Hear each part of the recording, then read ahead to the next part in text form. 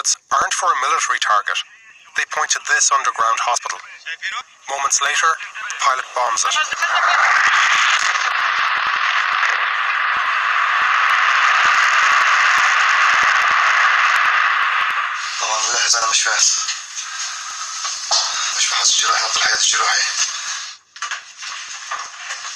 Nabad al-Hayat is one of more than 50 healthcare facilities bombed in Syria since April.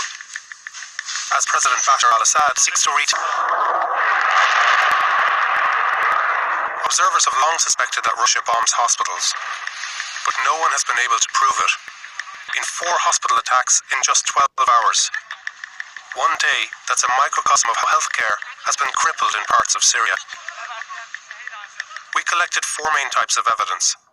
For years, a network of plane spotters has tracked Air Force activity over Syria to warn civilians of incoming attacks.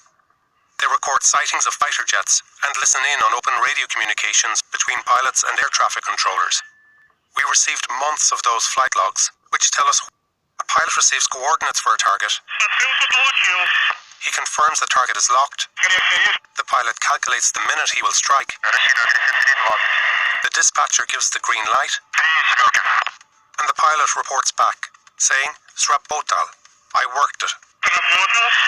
This gives us the clearest picture yet of how and when Russia bombed targets. Third, we analysed hours of videos of these strikes, which gave us clues about the type of weapons used. We reviewed that footage with experts on the Russian Air Force. And fourth, we established the time these attacks happened by interviewing medics, obtaining incident reports, and examining social media postings.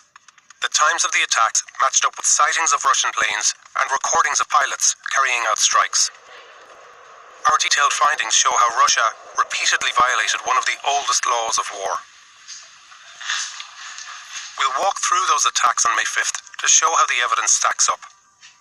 Let's start with Nabad al-Hayat, where local journalists were warned it could be bombed and filmed the attack.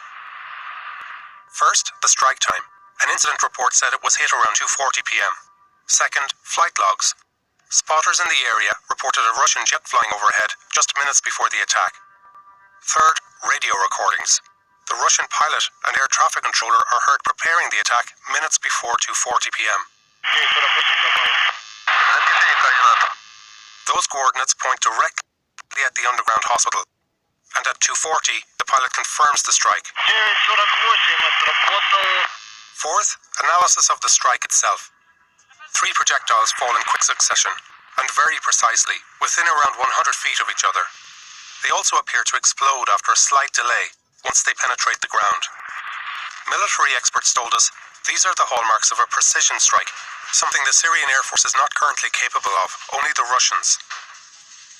Luckily, the hospital was empty because days before, staff had received warnings from plane spotters of possible attacks.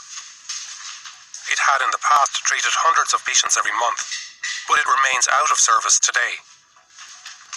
Around 3 miles away, doctors in Kafr Nabil were treating patients that afternoon, when this single hospital hit 4 times in 18 minutes. We spoke to one of its doctors. أول غارة 5:30 مساء 4 غارات بفارق 5 دقائق بين كل غارة والتاني. Again, the evidence from 5:30 p.m. points to Russia. Spotters reported both Russian and Syrian jets flying overhead. Next, radio messages record a Russian pilot making 4 strikes at that very time. At 5:30 p.m. the pilot says, at 5:35 p.m., 5:40 p.m., and 5:48 p.m. 4 strikes in all, each around 5 minutes apart, at the exact time witnesses reported the attack. And last, the weapon. 3 precision strikes hit the hospital's entrance. Experts told us it's highly unlikely Syrian jets could do this. Because the hospital was dug deep underground, only 1 person was killed in the attack, though many were injured. يعني أصابنا الزعر، يعني خوف شديد جدا من شدة الانفجار. صار داخل المشفى الغبار، ما بقى فينا نحسن نتنفس. The bombing didn't stop there. Kafr Zita Cave Hospital was hit at 3:15 p.m. The hospital director reported it in a WhatsApp message to a colleague that day. الساعة 3:15 سوخوي 35 ضربة فراغي. حاليا وأنا Again, flight logs record a Russian jet near Kafr Zita around that time. and at 3:15, a Russian pilot confirms a strike. That night, Al-Amal Orthopedic Hospital was hit. Again, only Russian jets were recorded flying in the area, and a Russian pilot confirms the strike around 2 a.m.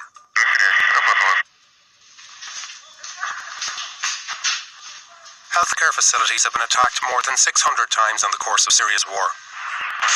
It's a deliberate strategy to make civilian life unbearable in opposition strongholds.